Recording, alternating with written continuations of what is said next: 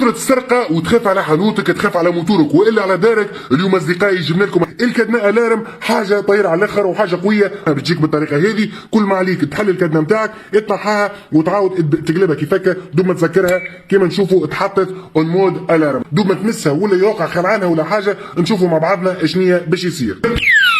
من بعد باش يقوى الصوت على الاخر كيما تشوفوا، معناها الصوت راهو قوي على الاخر، والسوم باش يكون سبيسيال على الاخر على الاخر.